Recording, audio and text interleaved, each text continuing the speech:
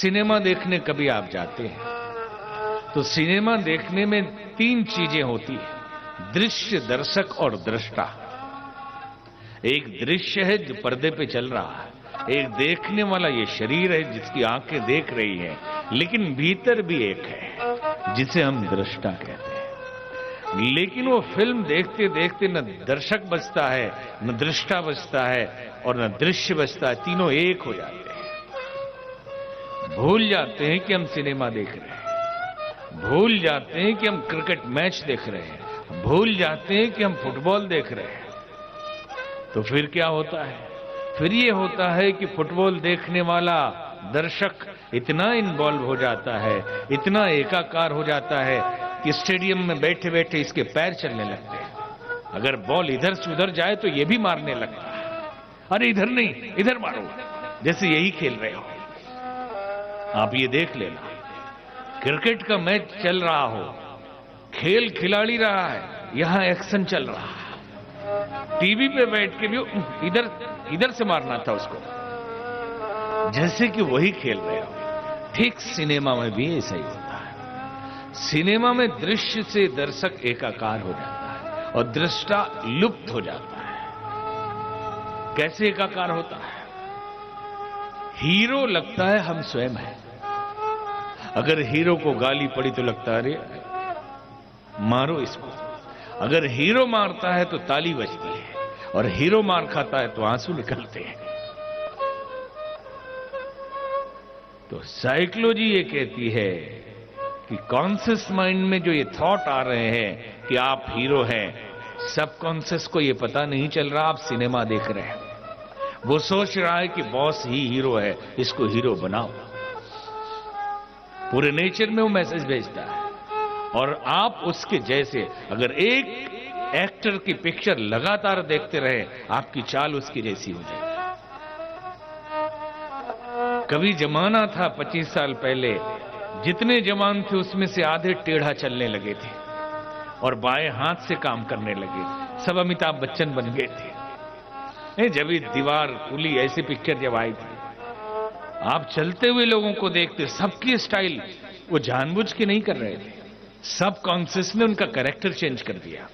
यहां इसकी चर्चा क्यों की जा रही है?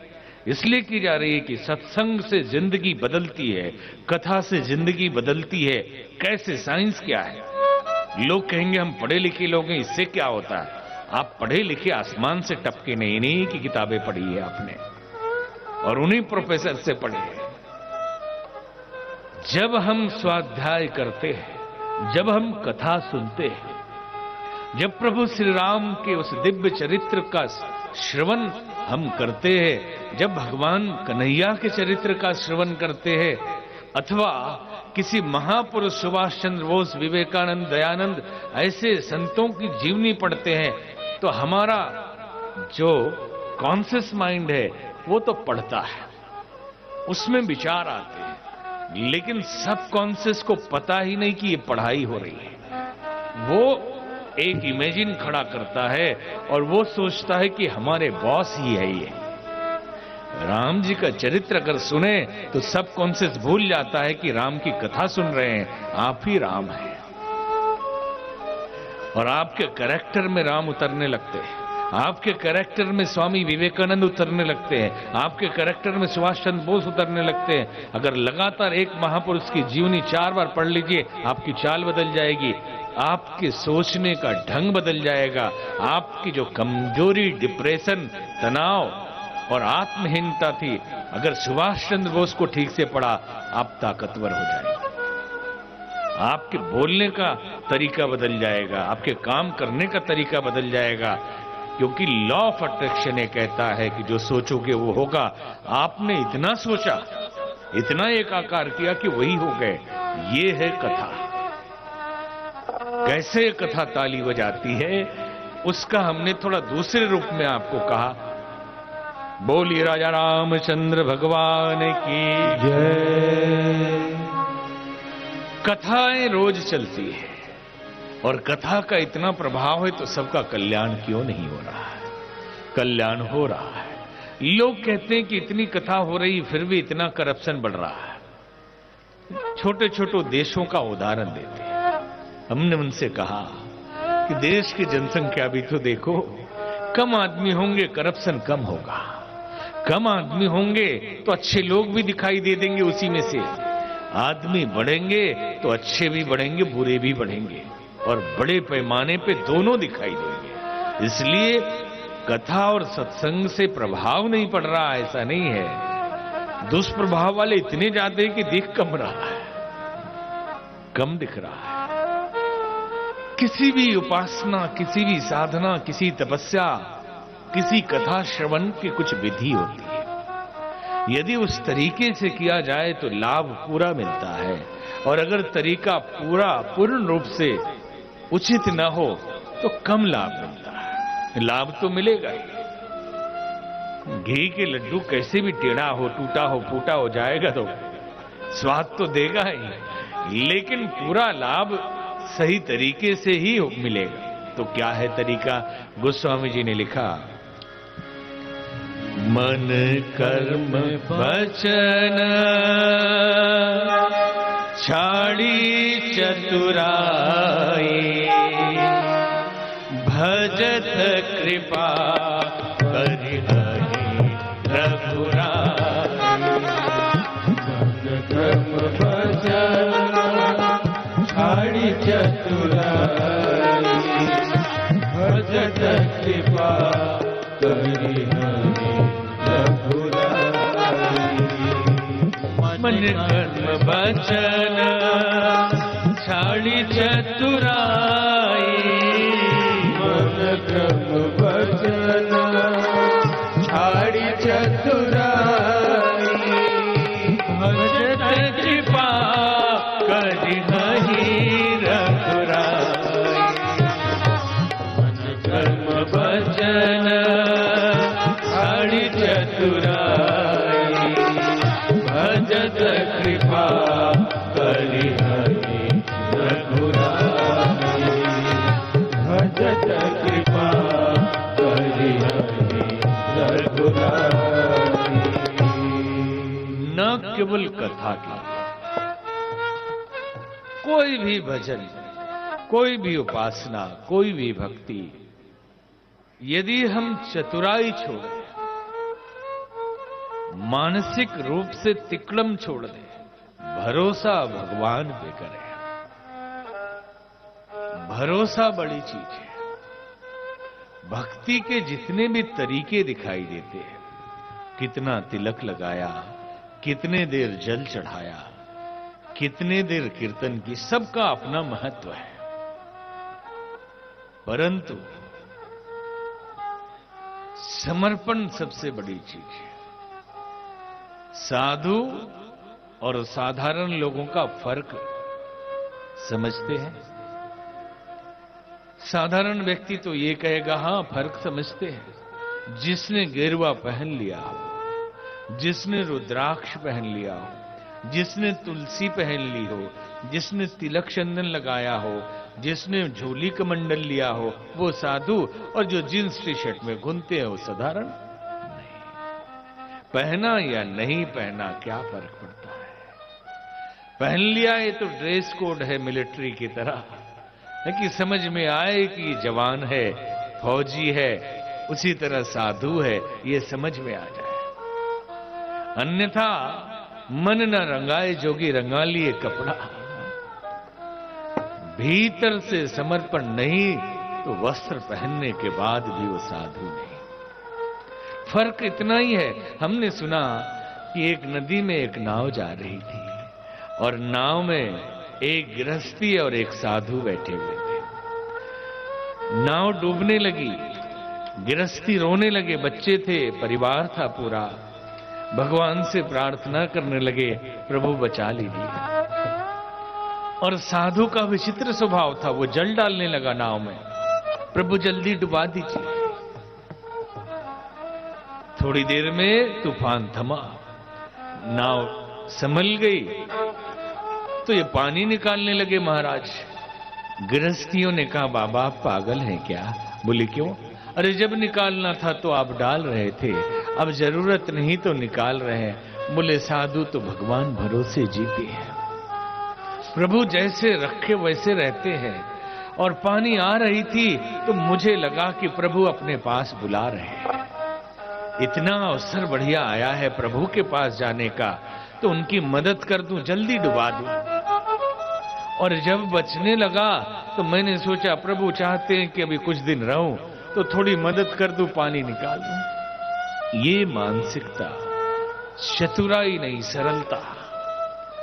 क्योंकि पत्ता भी ईश्वर के इशारे से हिलता है। हम कितनी भी बुद्धिमानी कर लें, लेकिन होता वही है जो परमात्मा चाहता। हम तनाव में जी रहे हैं, दुखी हैं। एक दिन में कम से कम 1000 कॉल हमारे फोन पे आते हैं, और इनमें से अधिकतर लोग डिप्रेशन के मरीज हैं। सब लोग तनाव में हैं। क्यों? क्योंकि आध्यात्मिक जिंदगी नहीं है। तो कहते हैं कि हमारे पास समय नहीं, हम कहां मंदिर जाएंगे, कहां तिलक छापा लगाएंगे, क्या करेंगे। आध्यात्मिक होना मंदिर जाना नहीं है। मंदिर भी जाइए, वो भी उसकी निशानी है। न भी जाओ, दिल से समर्पण कीजिए, दिल से परमात्मा को महसूस कीजिए कि कण कण में व्याप्त परमात्मा साथ में जीता है, हमेशा हमारे साथ रहता है, हर क्षण आपकी मदद करने को तैयार बैठा है। और हम क्या करते हैं? नहीं, भगवान को तो मानते हैं। कितना मानते हैं? खूब मानते हैं, भोग लगाते हैं, सब कुछ करते हैं, लेकिन फिर भी कष्ट क्यों जीवन में है। एक आदमी गांव का, उसका बेटा आईएएस ऑफिसर हो गया, पढ़ लिख के आईएएस ऑफिसर हो गया, और उस आदमी के गांव के आसपास रेलवे ट्रैक नहीं था। जिंदगी में कभी वो ट्रेन पर नहीं चढ़ा था। बेटा डीएम बन गया तो शहर जाने का अवसर मिला। दिल्ली जाना है ट्रेन से। बेटे ने समझा दिया कि पिताजी टिकट रिजर्वेशन कराइएगा। करवा लिया, नियम का पालन करिएगा। पिताजी ने सब पढ़ लिया, क्या क्या नियम है। 1 क्विंटल सामान, कुछ अनाज सामान बेटे के लिए दिल्ली ले जा रहे हैं। घर में खेती होती है, उनको क्या पता बेटा डीएम है, वहां कमी नहीं है, लेकिन घर का लेके जाएंगे। ये भाव है, बेटे के प्रति प्रेम है। लेके चले स्टेशन पे 1 क्विंटल सामान, वहां लिखा था 80 किलो ले जाने की इजाजत है ट्रेन में। उन्होंने मोटरी निकाली, 2 भाग में किया, 80 किलो ट्रेन में रख दिया, 20 किलो सिर पे रख लिया। टीटी आया और उसने पूछा, क्योंकि ट्रेन चलती रही, लोग उतरते, नए स्टेशन पे कोई सामान खरीदते, खाते, घूमते फिरते, ये बैठा ही है नया आदमी, ट्रेन की सफर पहली बार, नियम का पालन करना है, ईमानदार आदमी है। गर्दन अकड़ गई लेकिन मोटरी उतार नहीं रहा, 20 किलो लिए बैठा। टीटी ने पूछा, भाई ये क्या कर रहे हो? बोले, हुजूर ट्रेन के नियम का पालन कर रहा हूं, लिखा है 80 किलो ले जाना है, तो मैं 20 किलो अपने सिर पे रख लिया, मैं क्यों बोझ दूं ट्रेन को। टीटी हंसने लगा, सिर पे रखो या बोगी में रखो, ढोना इंजन को है। अगर उतार दोगे तो तुम्हारी गर्दन अकड़ने से बच जाएगी। ये सुनकर हमें हंसी आती है, लेकिन कहानी हमारी और आपकी है। 80 किलो वजन हम भगवान के ऊपर छोड़ देते हैं, 20 किलो सिर पर रख के घूमते रहते हैं कि शायद नहीं हो पाया तो ये शायद ईश्वर पे भरोसा है। हम कुटिल हो गए हैं, चालाक हो गए हैं, और चालाकों को कभी भगवान नहीं मिलता। निर्मल जन मन सो मोहि पावा, मोहि कपट छल छिद्र दुरावा। मन कर्म वचन छाड़ी चतुराई, मन से, कर्म से, वचन से चतुराई छोड़ दे तो परमात्मा मिलते हैं। तो हम अगर चतुराई तीनों में है हमारा, सोचते कुछ है, बोलते कुछ है, करते कुछ है। सामूहिक कथा हो कहीं, सबका सहयोग लिया, सामने बोलेगा रे आप लोग सब कर रहे हैं, हम तो पीछे पीछे हैं।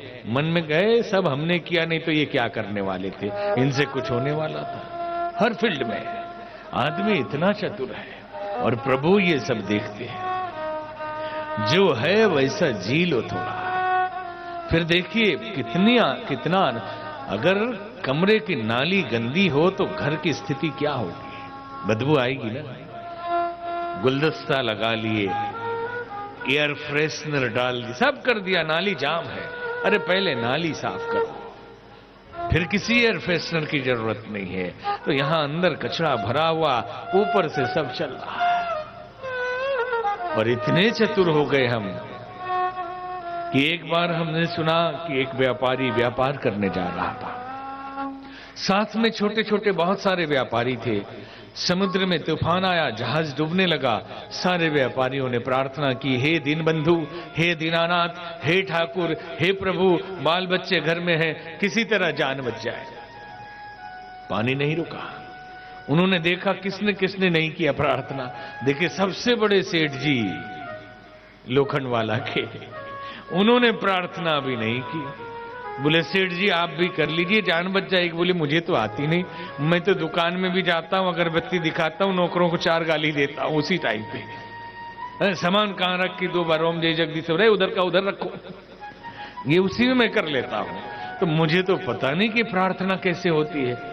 तो उन लोगों ने समझाया कि अरे प्रार्थना में क्या रखा है, गिव एंड टेक। बोले ये क्या है? बोलिए भगवान को मेरा काम करिए, मैं आपका करूंगा। बोले ऐसे होता है क्या? बोले हाँ, यही तो हो रहा है,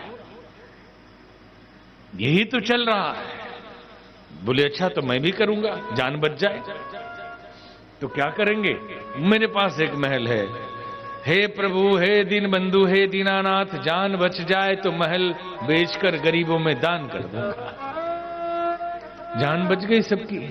सबने सेठ जी की जय जयकार की कि क्या इनके प्रार्थना में शक्ति है कि एक बार बोलने से जान बच गई। 1 महीना गुजर गया, लेकिन उन्होंने महल बेचकर दान नहीं किया। सभी लोग पहुंचे, जितने लोग गोयल जी और आप लोग हैं, जाकर बोला कि सेठ जी क्या किया आपने, महल बेचकर दान करिए। बोले कल कर दूंगा।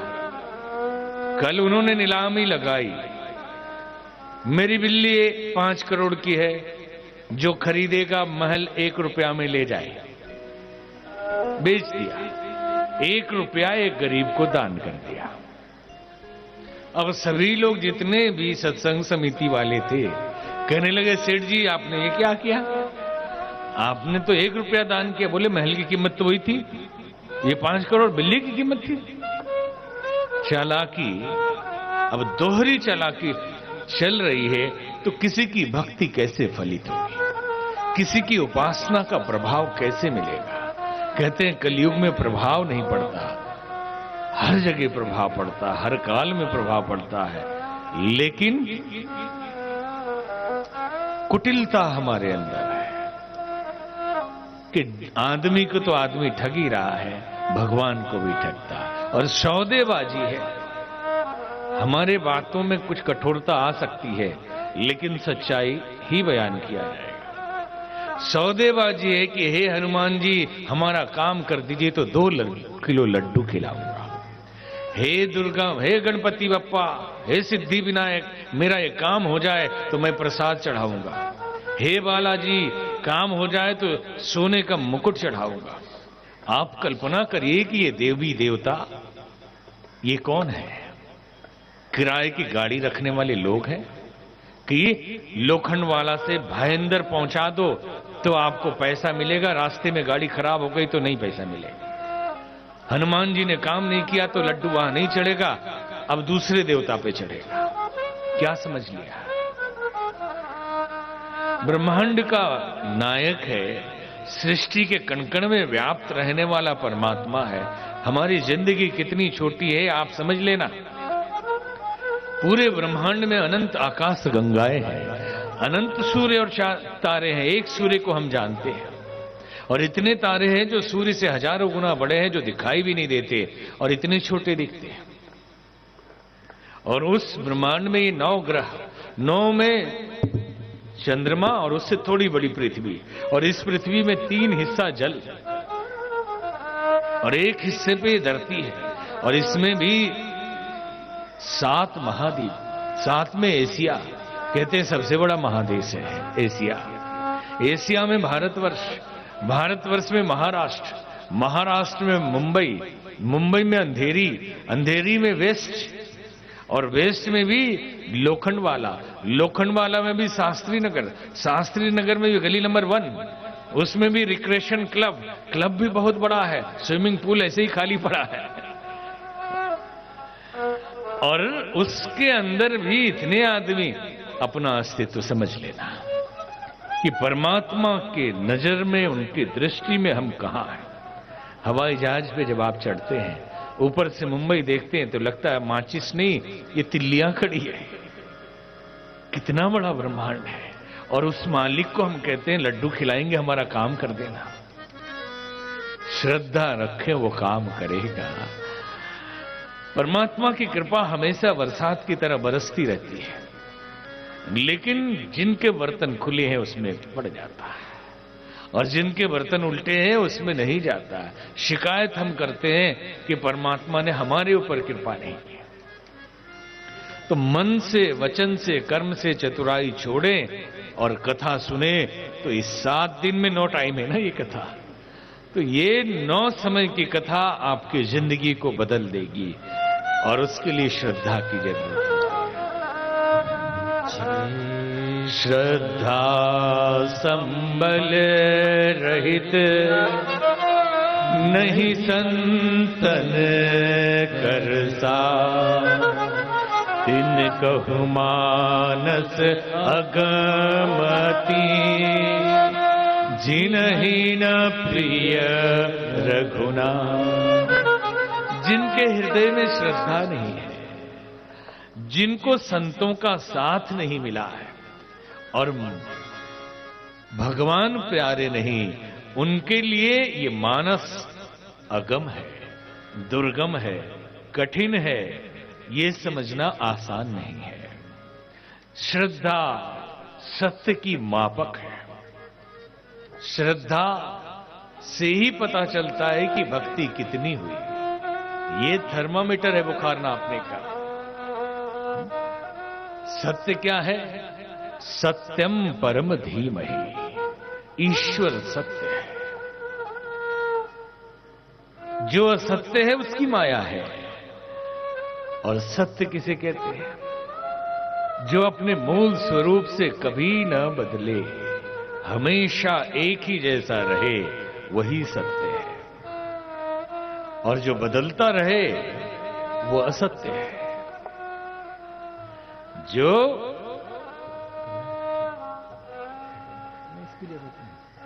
जो बदलता रहे वो असत्य है। बातों में भी आप देखते हैं कि एज इट इज, यथार्थ यदि हमने प्रस्तुत किया तो सत्य है, थोड़ी सी बदल दी तो झूठ हो गया। संसार बदलता है, जीवात्मा नहीं बदलती, वही सत्य है। परमात्मा सत्य है। तो सत्य तक पहुंचने का जो माइलस्टोन है वो क्या है? सत्य, श्रद्धा है। श्रद्धया सत्य माप्यते। तो श्रद्धा जितनी होगी हमारी, उतने ही हम इस कथा का लाभ ले पाएंगे। कहते हैं कि यदि श्रद्धा हो तो पहाड़ भी पिघल जाता है। हमने सुना कि एक संत उपदेश दे रहे थे। उन्होंने अपने उपदेश में कहा कि श्रद्धा में इतनी शक्ति होती है, इतना प्रभाव होता है, इतनी ताकत होती है कि जिस चीज की श्रद्धा करें वो पूरा हो जाए।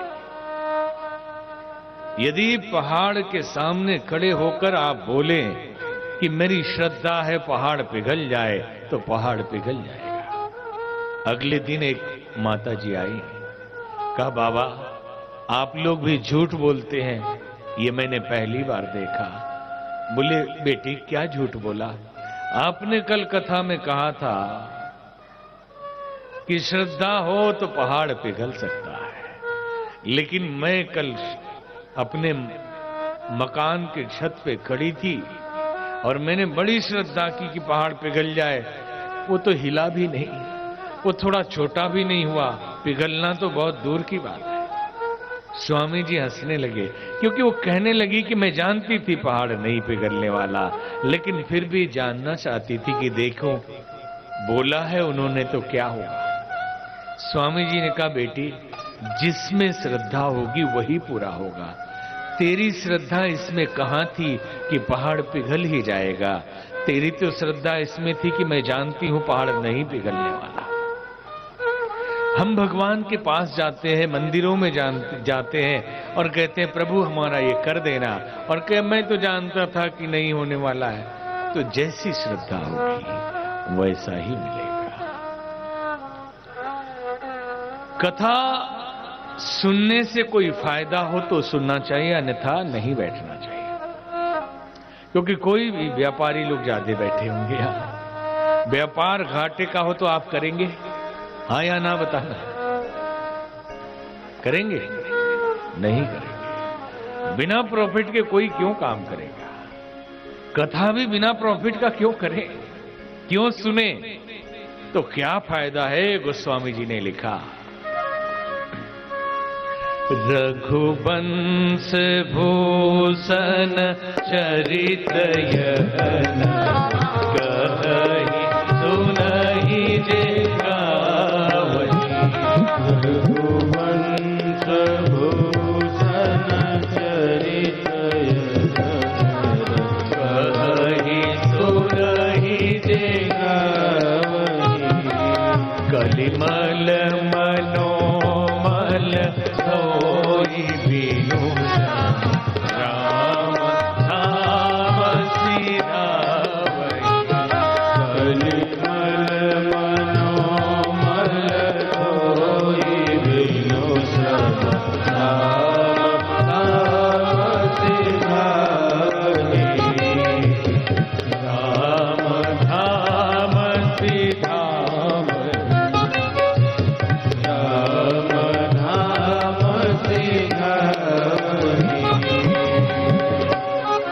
रघुवंश भूषण चरित्र यह नर कहि सुनहि जे गावै। केवल श्रोता ही नहीं, केवल सुनने वाले ही नहीं, कहि सुनहि जे गावै, तीनों को फायदा है। इसलिए कथा कर रहे हैं। क्या फायदा है? कलिमल मनोमल धोई बिनु श्रम राम धाम सिधाव। कलयुग रूपी मन के मैल को धोकर बिना ही परिश्रम के भगवान के धाम जाते हैं। इसलिए फायदे का सौदा है। इसका नाम रामचरितमानस क्यों रखा? क्योंकि रामायण बहुत है। भगवान राम के जीवन की कथा रामायण है। वाल्मीकि मुनि ने लिखा तो उसे रामायण कहा गया। कंब ऋषि ने लिखा तो कंब रामायण कहा गया। कृतिवास ऋषि ने लिखा तो कृतिवास रामायण लिखा गया। आध्यात्म रामायण, विचित्र रामायण, ऐसे अनेक रामायण और अनेक तरीके से भगवान की कथाओं की प्रस्तुति हुई है। यहां रामचरितमानस के आधार पर यह कथा सुनाई जा रही है। तो इसका नाम रामायण क्यों नहीं है? रामचरितमानस क्यों है? तो गोस्वामी जी ने लिखा, राम